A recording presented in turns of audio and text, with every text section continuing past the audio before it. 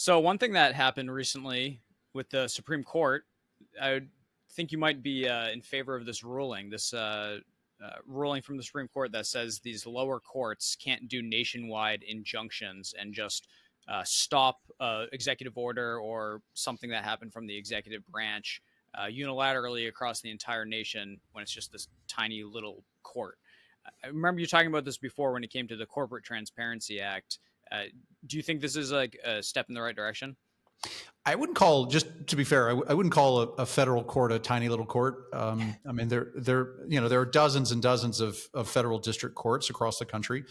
But you're right. The way these things usually work is that somebody will sue somebody in federal court. I mean, this happens all the time when a president issues an executive order, for example.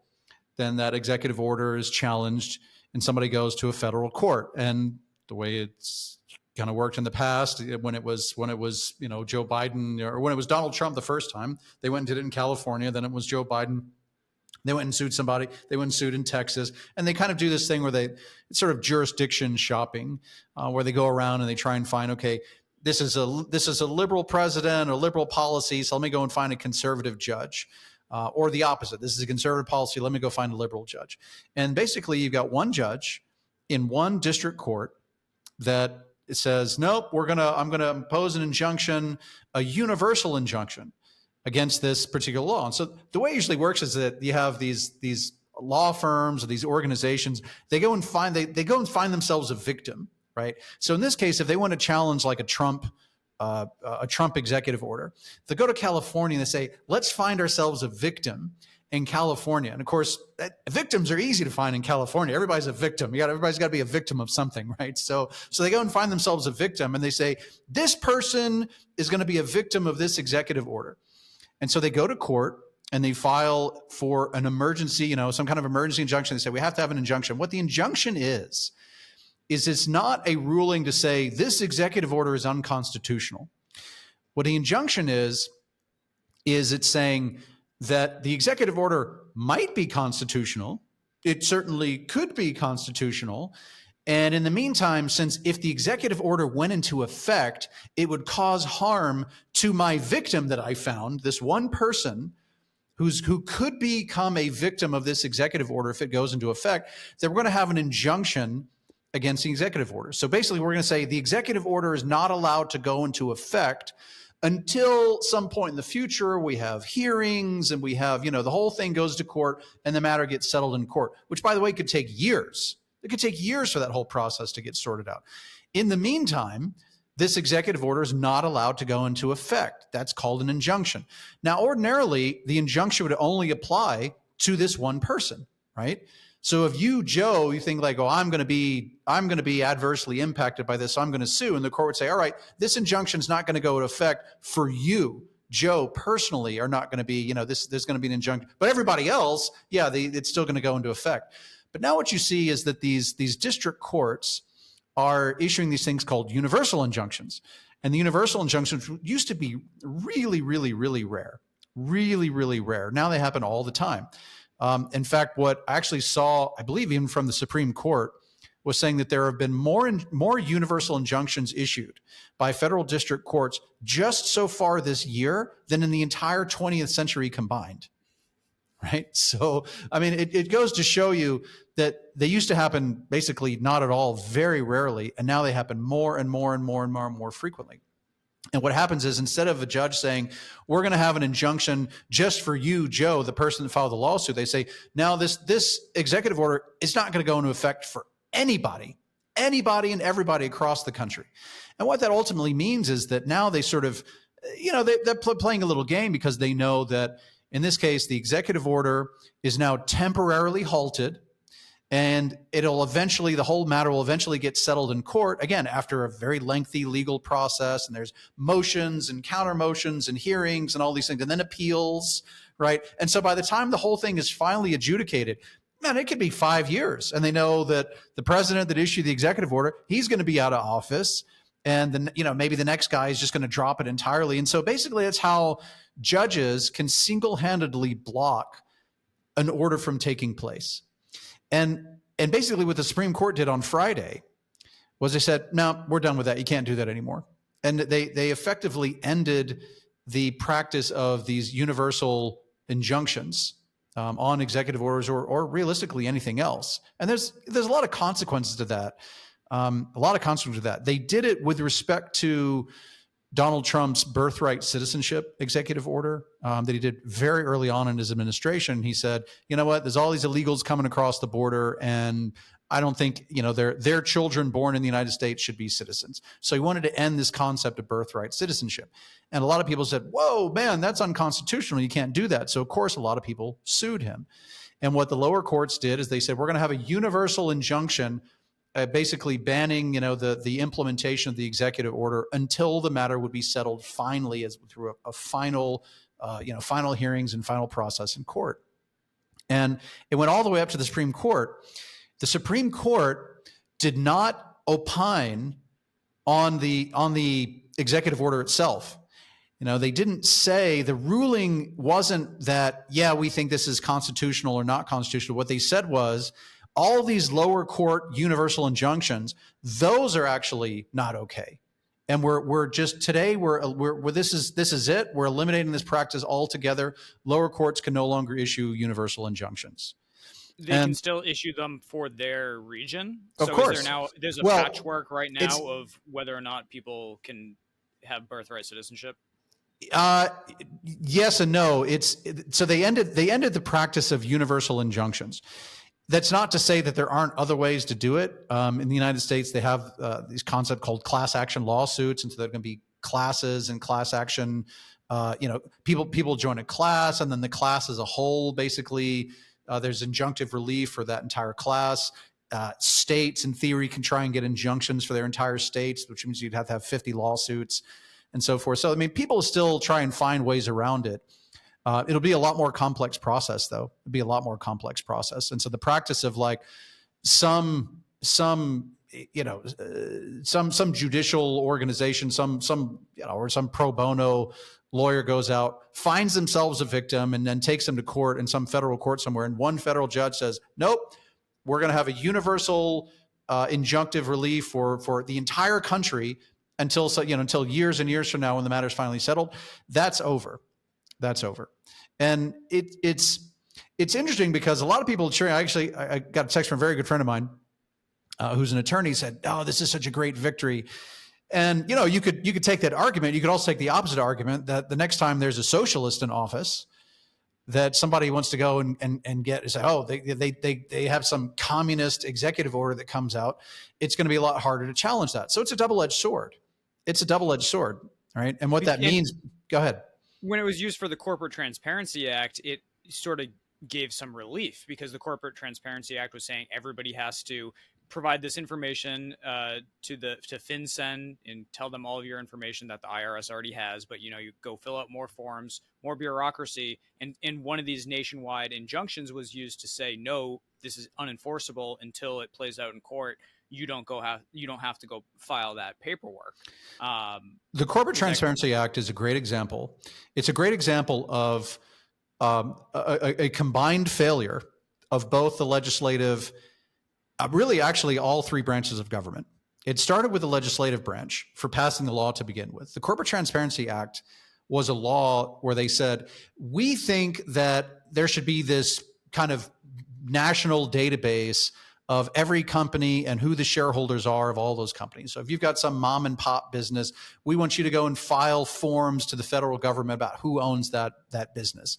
So the reason that was a failure and that law should have never been passed is because the government already has that information. There's a little agency that you might have heard of called the Internal Revenue Service.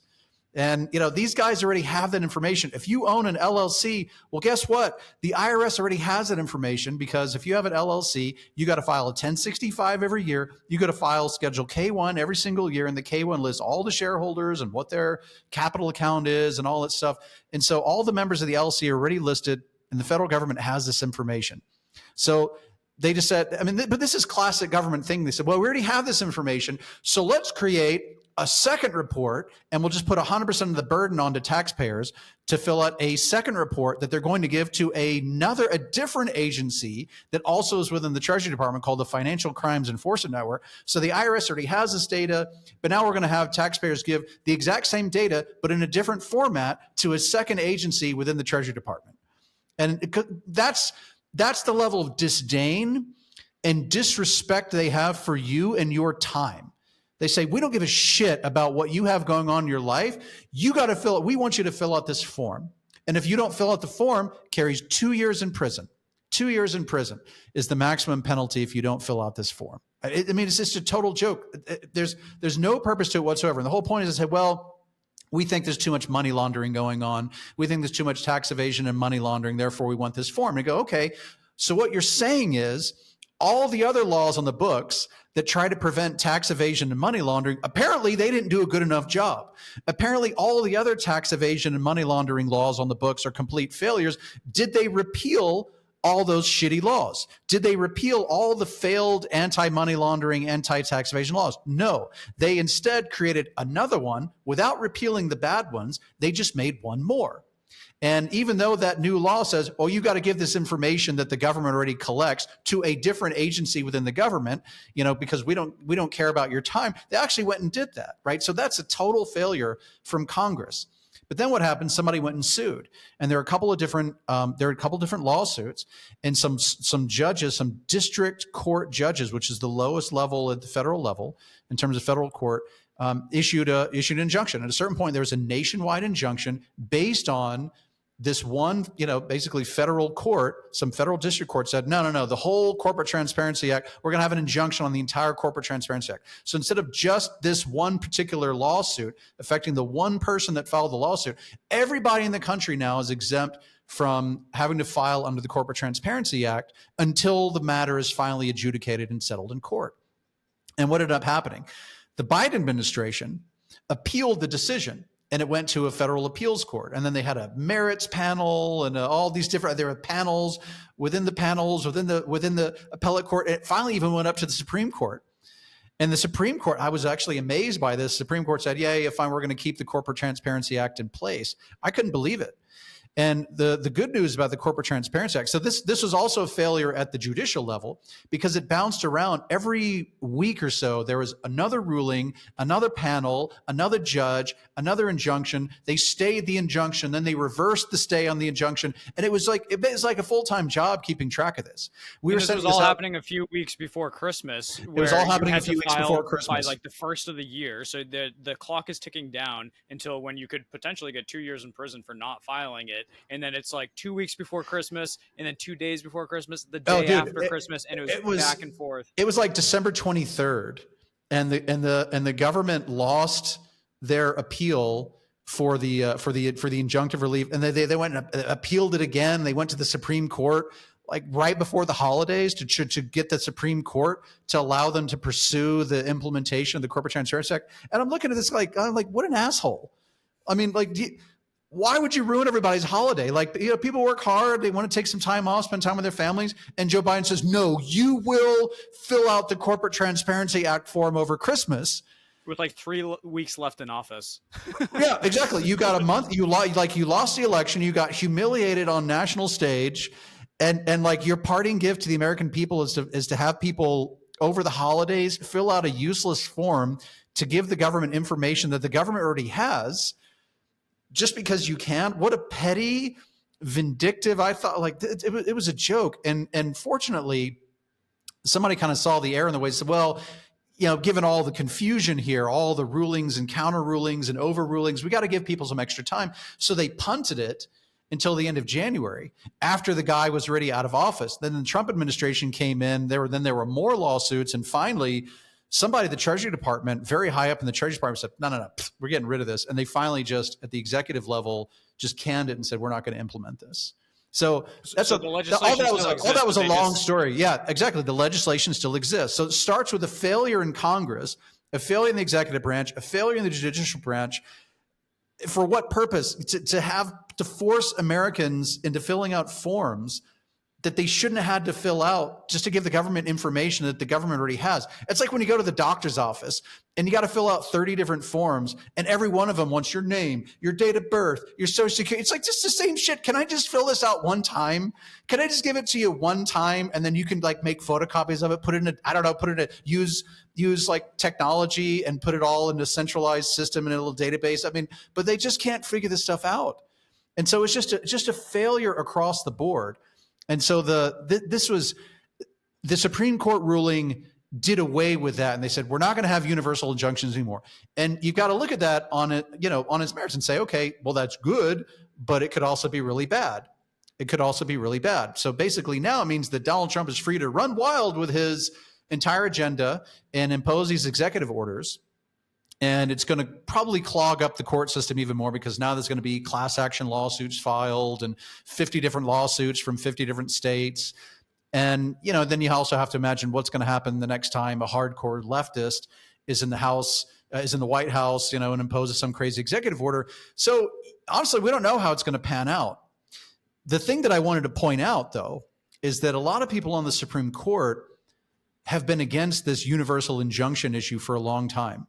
A lot of people on the Supreme Court have noticed this and said, this is crazy that a lower court, I mean, it's supposed to be, the Constitution says very clearly, thou shalt be a Supreme Court that oversees the entire country and interprets the law of the land for the entire country.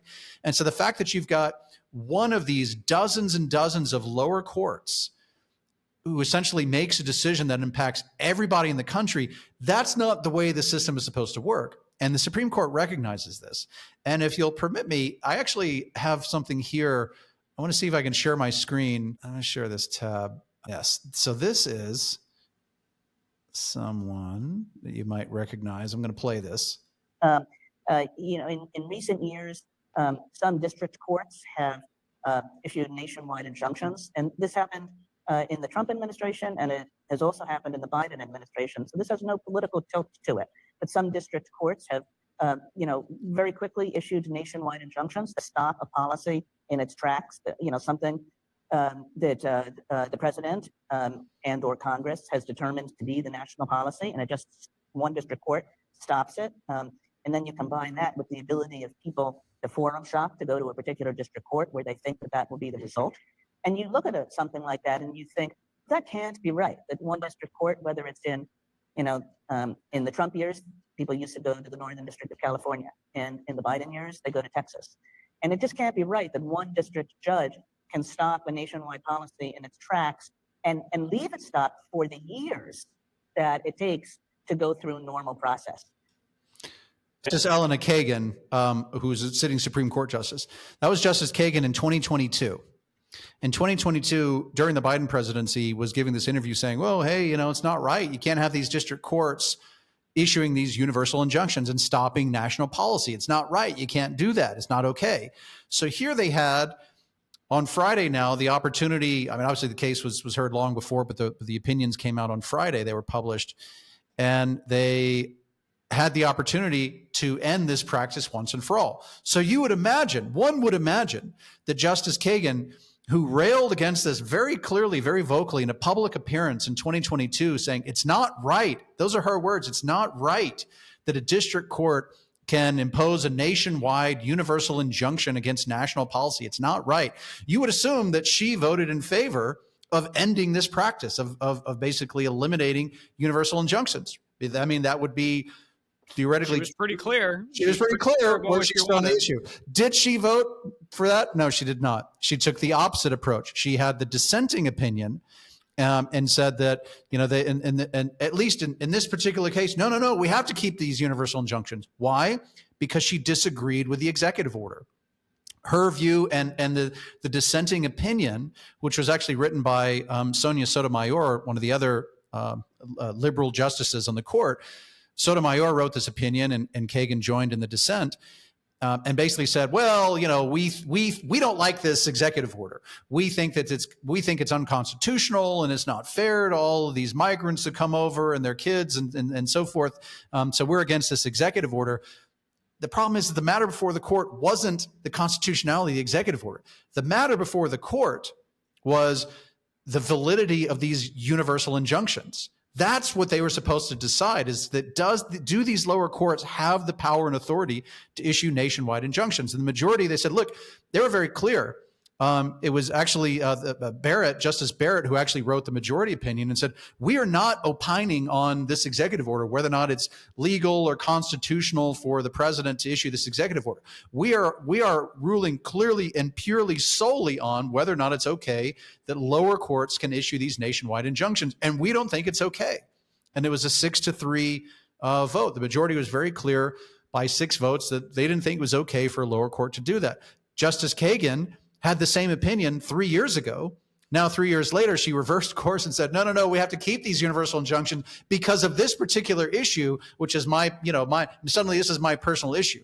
And this is to me, I'm actually going to make a parallel here between the Supreme Court and the One Big Beautiful Bill, because it shows you a level of sincerity. Actually, in that same, I ended up actually watching. So it's not just, I didn't just sort of cherry pick this one clip. She talks about a lot of this stuff throughout this, and it's like an hour and 14 minutes, this interview.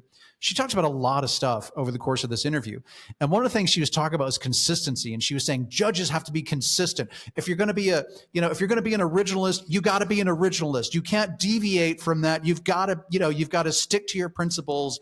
If you're a judge, have your principles and stick to your principles. You can't be an originalist. You can't be a textualist when it's convenient and then shift to another opinion later on. That's exactly what she did.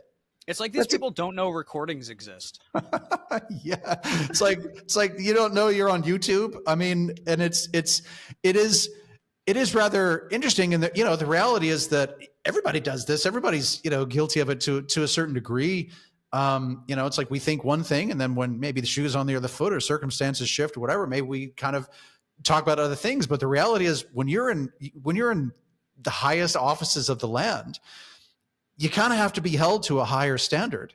And when you're somebody who says very clearly and emphatically, this isn't right, now you have the opportunity to vote to get rid of the thing that you say isn't right, and you don't do it because all of a sudden you go, well, I don't like universal injunctions, except when universal injunctions benefit me, and then I'm willing to hold my nose and look the other way. And the point is that this is so pervasive in government. Look, everybody's human. You're only human. These people aren't robots. But I mean, at the end of the day, you're a justice of the Supreme Court. You have to be held to a higher professional standard. And if there's something that is wrong, and you literally say it's not right, and then you go and vote in favor of the thing that you say is not right, simply because of an ideological opinion about the particular matter at hand, that's not okay. And the reason why I bring it up is because, you've got Elena Kagan, and as an aside, there's another opinion that was written by what's her name? Ketanji Brown Jackson, who, I mean, in Barrett's opinion, they obviously share these opinions with each other before they publish them, because they sort of rebut each other's opinions in their opinions. So they're obviously sharing these opinions. And in the Barrett opinion, she was basically telling Jackson, she's like, lady, you're like, did you skip the day they taught law at law school? It's like, did you know about this thing called the Constitution? And it was just the Jackson opinion was so unhinged, because it was just, we got to take care of the people and these poor people, and they come over into the country and blah, blah, blah, and all. It's like, dude, that's not the issue. First of all, not your call. You are not an elected official. Your job is to look at the legal matter at hand today and make an objective and dispassionate ruling on the merits of the law, not to set policy. And this whole opinion was so full of this bombastic, overly dramatic language. This is a threat to democracy. And it was hilarious, because she was railing against, she said, well, if we don't have this important, she was calling like universal injunctions, like it was like one of the pillars of the checks and balances system. And it's like, no, it's not. It's not the Constitution that's supposed to be like a district court that issues a universal injunction.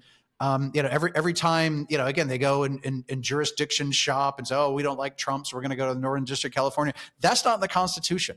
It's not in the Constitution. And the idea is, they say, if we don't have this in place, then we're going to have an imperial presidency. The president's going to be like an autocratic emperor that gets to decide whatever he wants.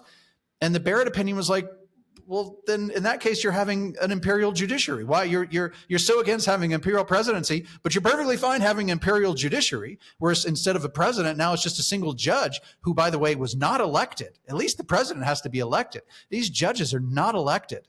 Then you can have an unelected district judge set national policy instead of the guy that was actually elected by 70 million people across the country. I mean, it was just so bizarre. I mean, that it is wild to see sitting Supreme Court justices who seem to demonstrate a complete lack of understanding of the Constitution. But to get to the matter at hand about this idea of consistency, you had Kagan again in the same interview from, I guess it was Northwestern University in 2022, in September 2022, so about 3 years ago, saying you got to be consistent in your beliefs, and if you're going to be this way, then you need to be that way. That's your job. That's your oath, and all this. And now all of a sudden, she totally changed her opinion. Frankly, it's the same thing when you look at what happened over the weekend. And over the weekend, we come to find that in their effort to jam through this one big beautiful bill, the Senate majority has now taken to inventing their own form of math. And the thing is, it was also in September, was it 2022 or 2021? It was 2021, right, when they were doing the Build Back Better. Yes, 2021, yeah. And you had Nancy Pelosi called this press conference, and it, quite famously, where she, with her right hand, she held her right hand up and affixed a little circle with her thumb and her index finger, and then she actually pivoted from side to side to show everybody, just to have the extra emphasis, when she said it costs nothing. The bill, this multi-trillion-dollar Build Back Better spending bill, costs nothing. And the irony is that the bill actually, in its particular form at that time, ended up failing, although they later passed it through the form of the Inflation Reduction Act. But they insisted, the President of the United States, key people in the Senate and the House, the White House press secretary, Jen Psaki, you remember old Circleback Psaki at the time, kept insisting it costs nothing. All those people that were propping Biden up and also lying to everybody about how he was mentally fit as a fiddle and all this stuff. And they were insisting that it cost nothing. They were inventing their own math.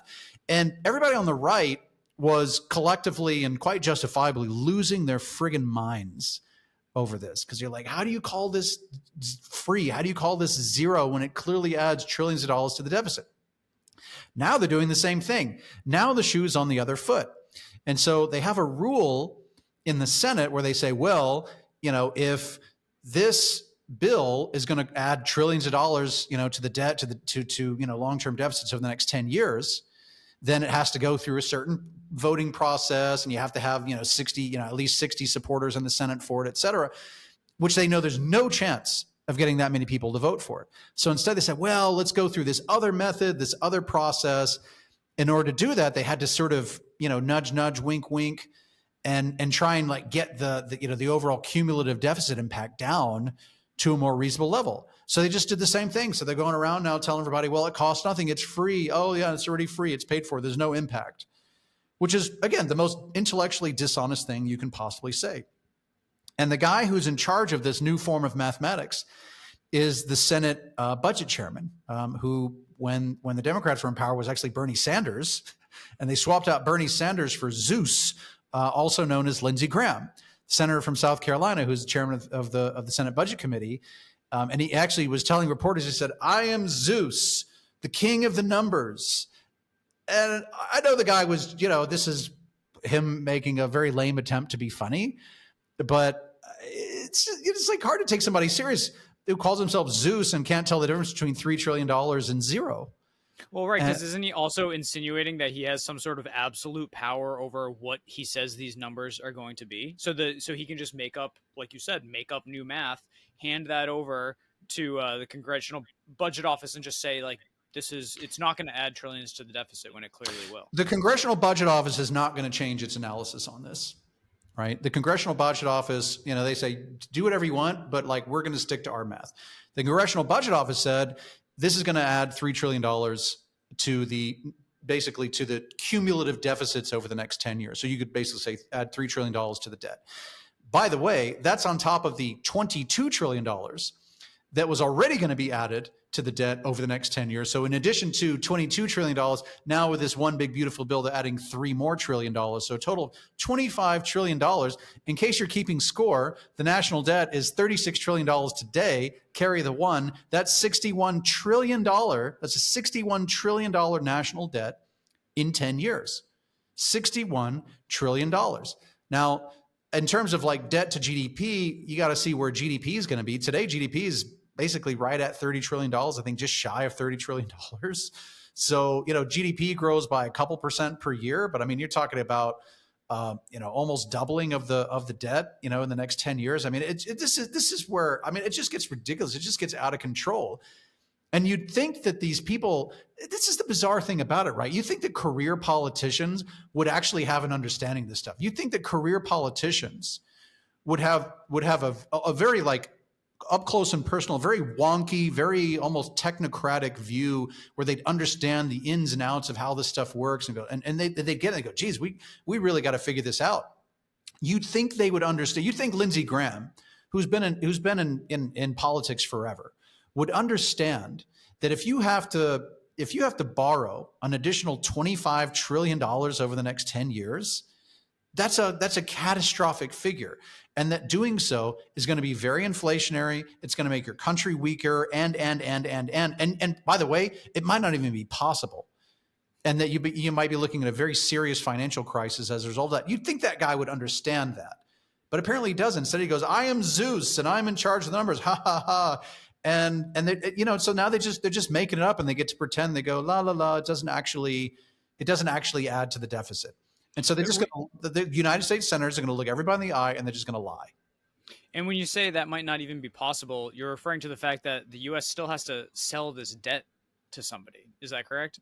Right, exactly. They don't just clap their hands and money falls out of the sky. The way this process works is that whenever there's always the Congress will allocate the money. Congress will say, okay, yeah, here's your budget. We approve your budget. It's up to the Treasury Department to actually go out and get the money. Right. So how does the Treasury Department get the money? Well, in theory, there's a couple of ways they get the money. One is they have an asset sale, which that has to be approved by Congress. So forget about that. The second way is they collect taxes and fees and duties and now tariffs and all this stuff. So they collect revenue through generally the Internal Revenue Service, but other agencies as well. Customs collects revenue, all these things. They all collect revenue. So the Treasury Department, for the most part, collects and tallies up all that revenue. The third way is they go out and they sell debt. And the debt is also, Congress has oversight of that. This is why they have a statutory debt limit. This is statutory in that it's set by law by Congress. And Congress says, here's the amount of money that you're allowed to borrow. And of course, that's part of the one big beautiful bill is to raise the debt ceiling. And so the Treasury Department then, once the debt ceiling is raised, has the authority to go out and sell government bonds. Government bonds are basically that in cumulatively is the U.S. national debt. So whenever the Treasury Department says, okay, we're going to spend, $6 trillion this year. Oh shit, we only collected $4 trillion in tax revenue. Where do we get the other $2 trillion from? Well, they're going to go and borrow it. So the Treasury Department holds auctions. So they have a big announcement. You can go to the Treasury Department's website and see this. They have an announcement. They say, on July 18th, whatever, we're going to auction off, $100 billion worth of bonds. They list the type of bonds. They say we're gonna auction off 10-year notes. We're gonna auction off 30-year bonds. We're gonna auction off 90-day T-bills, whatever. We're gonna auction all these different varieties off, and they actually do hold an auction. And in an auction, you have all these investors come to the table, show up to the auction. It's all sort of digital and so forth, but they essentially place bids. So you have investors say, well, big banks, for example, JP Morgan, Goldman Sachs, these guys, they're called primary dealers, and they show up and they say, all right, I'm going to bid, $10 billion. I'm going to bid 4%, and they bid yields and they bid all these different things based on the coupon rate that the Treasury Department is offering. And they basically bid on these bonds. And that's essentially how the process works. Later on, what ends up happening is these primary dealers will often sell their bonds back to the Federal Reserve, so the Fed ends up owning a lot of these. But that's how the process works, and the Treasury Department is in charge of that.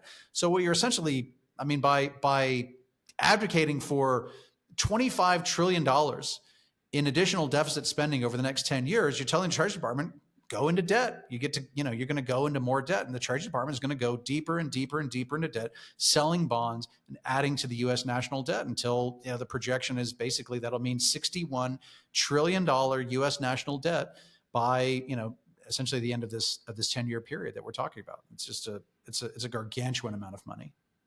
And if you're one of those foreign buyers of debt, you're looking at the last two chairmen of the budget, and one of them was a socialist, and then the new one's calling himself Zeus. And then you're looking at the inconsistency and the flip-flopping, and how sometimes they care about deficits when they're not in power, and then obviously they don't when it's them spending the money. None of that seems like it gives a lot of confidence that the United States is like a very credit-worthy. It certainly demonstrates a lack of consistency. And that's what I was talking about with Kagan, right? So when Kagan was speaking at Northwestern University and said, we got to get rid of these universal injunctions. And then when she has a chance to vote on it, she says, we can't get rid of the universal injunction, right? You have Lindsey Graham, who, several years ago was like, this is ridiculous. We can't make up math just to pass a bill. Now the shoe's on the other foot. He says, we got to make up the math to pass this bill. And so it demonstrates that these people have no principles at all. They're the most unprincipled human beings. And it's basically, well, when it's our turn and it's our thing, then, that's basically what our principle is. Our principle is our thing. And, we're not going to actually, but we don't actually stand for anything. We don't stand for the rule of law. We don't stand for the Constitution. And we sure as hell don't stand for fiscal discipline. So, I mean, this was a guy that would have been railing against deficits and so forth for so long. Now he's in charge of it, and suddenly he doesn't care, an iota for deficits. So, yeah, if you're a foreigner and you're looking at buying U.S. government bonds, and foreigners are a big part of the U.S. government bond market, right? Foreigners, if you look at, marketable fixed rate U.S. government debt, which is the biggest component of it, foreigners own like half of that, half. So you've really got to kind of cater to the foreigners and imagine these guys need to feel comfortable that America is creditworthy. They need to feel comfortable that the government is taking its problems seriously, that these are creditworthy, reliable, responsible professionals. And they're not. And you're right. If you're a foreigner and you're just looking at the last couple of years, you go, okay, the last, chairman of the Senate Budget Committee was a card-carrying, avowed socialist. The next guy calls himself Zeus, and he's advocating for making up his own mathematics because he wants to jam this multi-trillion-dollar deficit thing through. You know what? I'm out. I'm done. I don't want to buy U.S. government bonds anymore. And this is exactly what's happening. This is why you have so many foreign governments and so many foreign central banks that are starting to basically get rid of their U.S. government bonds. They're starting to at least reduce their holdings. And you can see this in the numbers. The Treasury Department publishes these numbers every month about major foreign holders of U.S. government bonds. And you can see that foreigners are buying fewer and fewer of these bonds. And that's a really, really big deal, right? And there's two reasons why.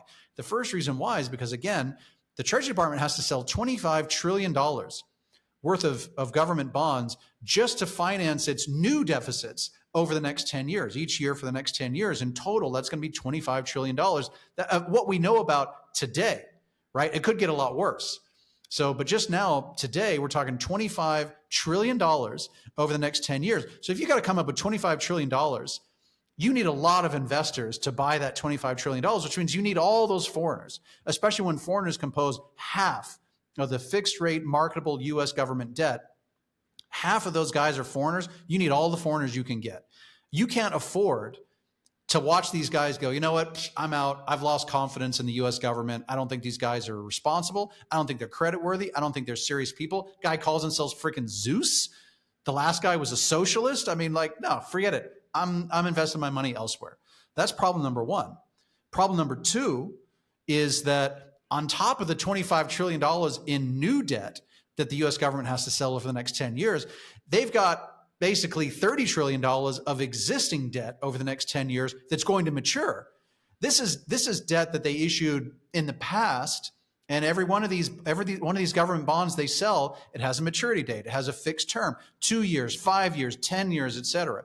So, the 10-year Treasury notes that they're issuing today are going to have to be repaid 10 years from now. The notes that the 5-year notes that they issue today are going to have to be repaid 5 years from now. So in addition to $25 trillion in new debt, you've got all the existing debt that's going to mature over the next 10 years. That's going to be like another $30 trillion, right? So you go $30 trillion. I mean, there's about $9 trillion of that just in the next 12 months, right? You got to come up with $9 trillion in the next 12 months just to pay back existing debt holders for the existing bonds that are already out there that have already been issued, and that's going to mature. You got to pay that money back.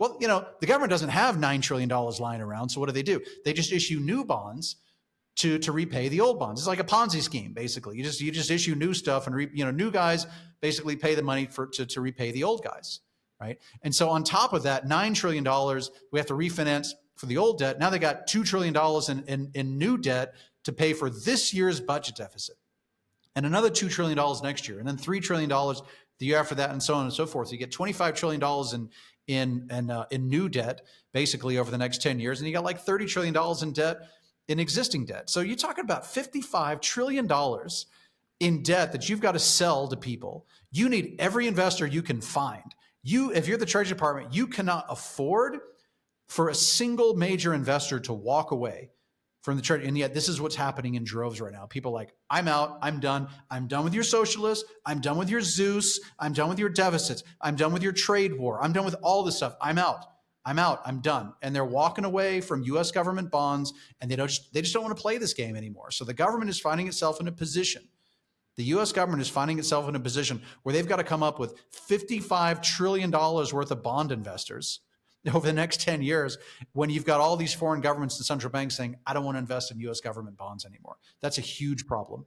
Is this part of the optimism that you were talking about last week, where there's a certain subset of the population that thinks everything's just going to work out because America is so powerful and it's been so powerful for so long that it's just going to pull through? And it seems like that's the attitude with, we need to sell $60 trillion in debt, and we've always been able to sell this debt before. We've always had all these foreigners lining up to buy it before, so that'll just continue forever and ever. I'm going to share another clip. This is one we actually wrote about this last week. This is the governor on Jimmy Kimmel. Always say to me, he said, "Oh my God, what's going on in America right now and all this stuff?" And I said to them, relax. I've come over here in 1968, where it was a disaster. I mean, even the most fantastic country. But I came over here in 1968. Martin Luther King was assassinated. Bobby Kennedy was assassinated. There were the riots left and right because of the Vietnam War. There were the protests. Then there was the attack on the Democratic Convention in Chicago. And then after that, there was Watergate. And the thing went on and on and on, where people said, what is going on in America? And we got out of that mess. So America will always get out of this mess. And we will get out of this. Believe me, this will be solved, this issue. Los Angeles will always be a great city to come to. I'm very, very proud of Los Angeles. And there you go. I mean, of course, Los Angeles will always be a great city. Well, that was part of the windup. Like in the beginning of the interview, they were talking about LA and all the things that were happening in LA, the ICE raids and all that stuff. But the point is, like, I mean, of course, that line's going to get a ton of applause. People will be like, yeah, America, yeah, because he's basically saying, well, you don't actually have to do anything. You don't actually have to, you don't actually have to get together and pass meaningful reform. Like, oh, they'll figure it out. It's going to get figured out because it's America. And that level of optimism too. It says it will be solved. It will be solved. This will solve it. It will be solved. Yes, these people are going to this particular group of people is going to take this action to solve this problem. That's not part of the conversation. It's just, it's optimism, and then the optimism gets the applause.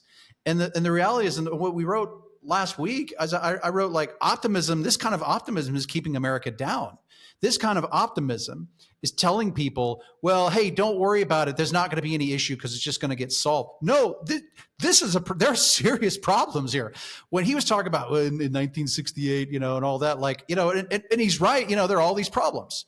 Right. You had this guy got shot, that guy got shot, whatever. Well, guess what? The debt to GDP ratio in 1968 was 20%. The United States government, the Treasury Department, was spending 5%, 6% of tax revenue to pay interest on the national debt, which was, I mean, that wasn't nothing, but it was, I mean, come on, fairly trivial. Today, they're spending like 22% of tax revenue. And if you fast forward just 8 years, you're looking at a number that's going to be 40 to 50% of tax revenue just to pay interest. That didn't happen in 1968. Yeah, you had riots and you had chaos, and the chaos kind of ended. But the reason why the chaos ended is because there was such a strong economic base that eventually people said, I'm just going to go to work. I'm just going to go earn my money. I'm just going to go, it's a lot easier to do. It's a lot easier to just go to work and earn money than it is to stand in the streets and set shit on fire and rampage and all these sorts of things. And when you have a healthy economy, as the U.S. did, you're able to bounce back from all that social chaos. You're able to bounce back from that. The Roman Empire was able to do that when they had a healthy economy. They had to repel invasion. They had to repel pestilence and plague and all these things. They were able to do that. And it was towards the end of the reign of Marcus Aurelius, and they had to deal with the Antonine plague and all these terrible things that happened as a result of all this. And they were able to bounce back from a lot of things that happened because they had a strong economy. They had they had financial strength. And when that goes away, you start to suffer serious, serious problems when you're not able to bounce back from that stuff. And that's the situation that the United States is in right now. When you have this level of optimism, you just go, well, it's just going to be fine because it always has been fine. That's an equal problem to the level of aggressive ignorance. We call them inspired idiots. These inspired idiots, these people that have a very aggressive level of ignorance. They know nothing. They understand nothing. They have no intellectual curiosity. I mean, the best example of this is these people in New York that elected a card-carrying socialist to be their nominee for mayor, which more or less kind of locks up the general election for him. There's people kind of holding out hope that maybe he won't win, but he's certainly the front runner. It's his to lose. So you've got a guy. There's a very, very good chance that people chose this guy to become a socialist to be the mayor of the world's financial capital is insane.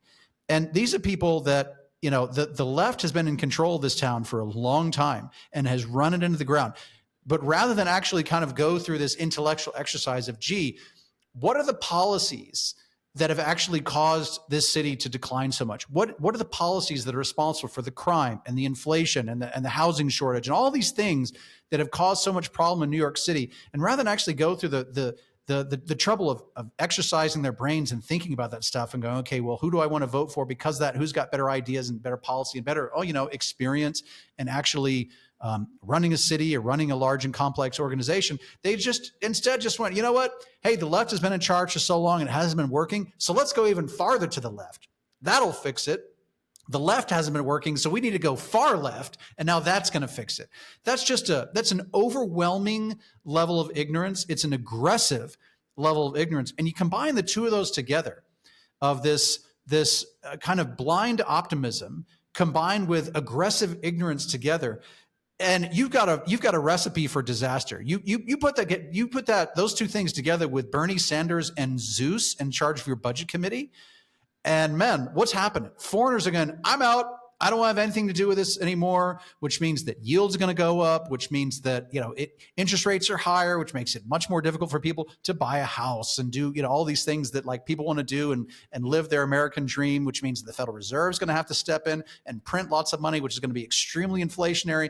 And you get to a point where we call it Crisis 2033. And there's a reason for that, is because in 2033, Social Security is going to run out of money. And this is not any wild conspiracy theory. This is literally the Social Security Administration, the Treasury Secretary of the United States, the Secretary of Health and Human Services. They have signed their names to a report and says the largest trust fund in Social Security, it's called the Old Age Survivors Fund, is going to run out of money in 2033, leading to an immediate and permanent cut in benefits to the program that's probably only going to get worse over time. And that same year, you're looking at a Treasury Department that's going to have to spend 40 to 50% of tax revenue just to pay interest on the national debt. That's a crisis. That's a crisis. And it is the most predictable crisis and frankly, one of the most preventable crises in the history of the world. And what are they doing about it? Nothing. Zeus is making up his own form of mathematics. That's what they're doing about it. They're making up their own form of mathematics so they can make the deficit even higher, which is the opposite of what they're supposed to be doing. They should be going, no, we got to focus on cuts. And the thing is, it's not that hard. I said it's preventable because it is, right? What do you need to do about it? The executive branch needs to focus on, because all these, they could fill football stadiums full of all the rules and regulations that exist in the United States. And we said this before, that's what Liberation Day should have been, was the day the White House announced, hey, here's 1 million regulations that are just going to disappear off the books. We're liberating you from all these idiotic regulations. Things like the Corporate Transparency Act, where you have to go you have to go and waste your time filling out forms and stupid forms under the risk of penalties and imprisonment. We're going to get rid of all that. We're liberating you from that distinct lack of freedom, right? That's what it should have been. And that stuff is that's extremely productive. That stuff boosts the economy. We make it easier for people to work. You make it easier for people to produce goods and services. That's good for the economy. And that's what the executive branch ought to be focused on. Meanwhile, Congress ought to be focused on, two things. One is cutting spending, and two, reform the stuff that you got to reform. You got to reform Social Security, so friggin' do it already. You can reform the immigration code. Everybody agrees the immigration system is deeply flawed, and everybody wants to fix it. Very few people disagree with the idea of hey, let's make a super efficient way for educated, talented, productive people to come into the United States and work hard and create jobs and all that stuff. Let's make it easy for people to be able to do that. Not a whole lot of politicians disagree with that idea, right? So get together and make your reforms. That's the easiest layup of all, but they're not doing it. They need to make spending cuts. They need, these are the sorts of things, it's not rocket science. And if they do those things, the private economy will take care of itself. The private economy, should be growing 6-7% a year. You get that kind of growth, you actually do find yourself in a position to grow your way out of debt. People suddenly start having confidence in the U.S. government again. Foreigners come back to the table. Yields fall. Inflation goes down. This is like economics 101, man. This is high school level economics that any of these people who've been in government for 40 freaking years should understand, and yet they it just escapes them. They just can't understand it. And they go, instead, Zeus is going to make up his own math, and it's just astonishing to watch, because this is a crisis that is complete. This is 2033. That's the year. Circle it on your calendar, and it is so predictable and it is so preventable, and they're just making it worse. Yeah. And you mentioned how the foreign buyers will, stop showing up to these treasury auctions, and this spirals because the fewer buyers there are, the higher the interest rates go. But what are those, and we've said this many times as well, but what are those central banks doing with that money instead of, so they used to roll it over into new debt, then buy more U.S. government bonds. Yeah, if you're a foreign government, if you're a foreign government, you bought a 5-year treasury note, and that 5-year treasury note matures, you would just go, I'll just get another one. I'll take the proceeds, I'll take the principal and interest, and I'll buy some more, right? You would just kind of help the government refinance, the U.S. government refinance its debt, and you're happy to continue holding treasuries. Now they're not. Now that 5-year note comes due, and instead the foreign government or the foreign central bank says, no, I want the cash. Give me the money. I'm not holding on to your treasuries anymore. Give me the money. And the Treasury Department doesn't have a choice. So they have to go and find somebody else to loan them money, and then take that money and repay some foreign government, some foreign central bank. And then your question is, what does the foreign government or the foreign central bank, what do they do with that money now? Right? They sold they've let their U.S. government bond mature. They've taken the proceeds. What do they do with the proceeds? Well, in some respects, they go and they buy euros or something like that. Maybe they buy European government bonds. Not that you can find. It's like, oh yeah, the Greek government is so creditworthy. I mean, they're not going to do that with all of it. But this is why so many of them, they're looking around, going, okay. I don't really want to buy European government bonds because those guys are a joke. I don't want to keep holding U.S. government bonds because Zeus is a freaking joke.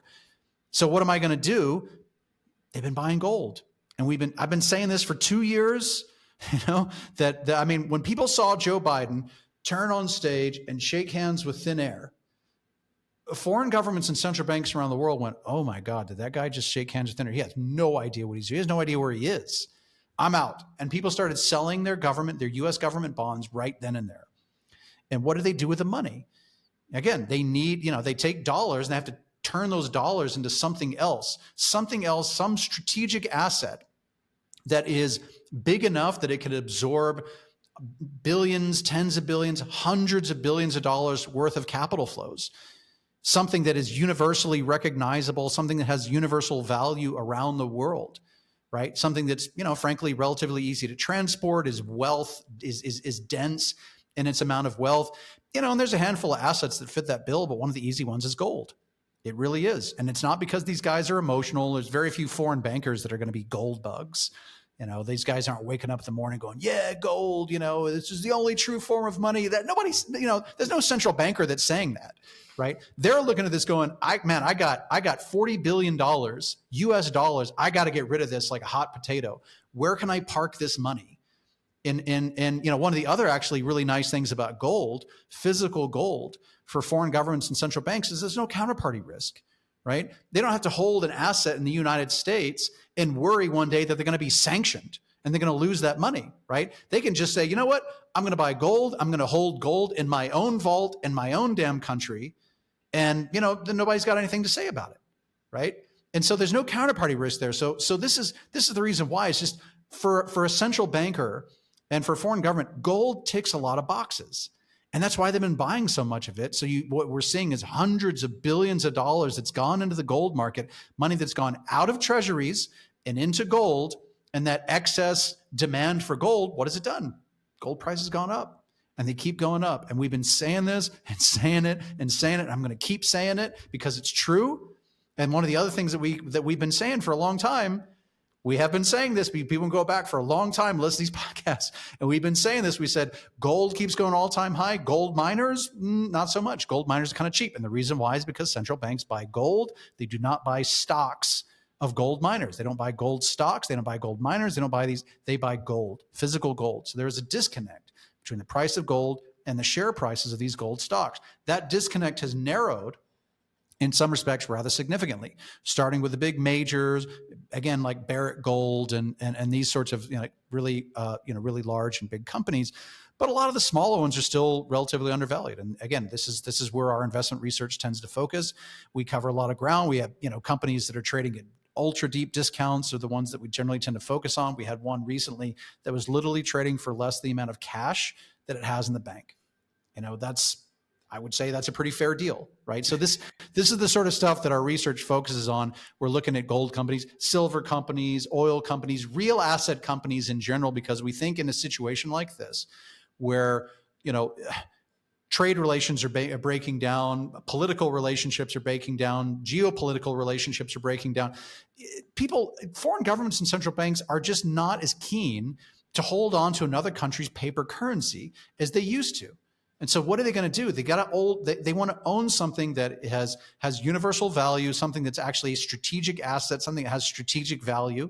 So this is why I would say, for the most part, they're probably not going to buy Bitcoin. Some of them might, right? But for a foreign government central bank, they're going to look at Bitcoin and they're going to say, what am I going to do with this other than, trade it and sell it to somebody else, versus what am I going to do with platinum?